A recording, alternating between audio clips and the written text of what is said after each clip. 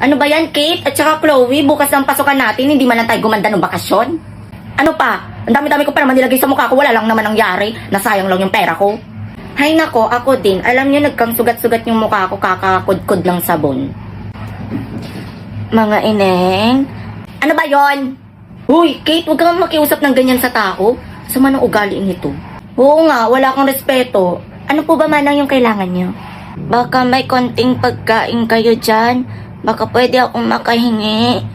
Eh paano yan? Ito lang ang meron ako. Isama mo na tong sa akin, Rowena. Yung akin din, oh. Ayan, para marami. Manang. Ito po, oh. Maraming salamat, mga ineng. Dahil dyan, gaganting palaan ko kayo. Ang taray ni Manang, may ganting pala. Ito ang mahiwagang kwintas. Kapag ito ay sinuot nyo, magiging bago ang itsura nyo.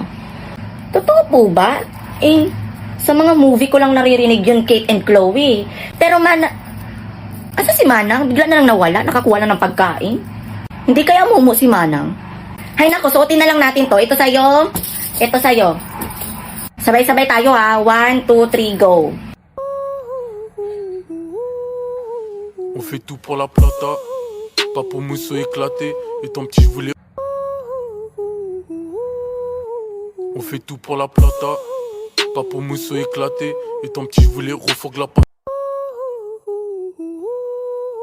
On fait tout pour la plata, pas pour mousseau éclaté. Et ton petit je voulais refogue la. Hala, totoo nga, Rowena. Ganda ko na. Oo nga, Chloe. Mukha akong sisiw. Hindi kaya mukha tayong magpe-perform sa club?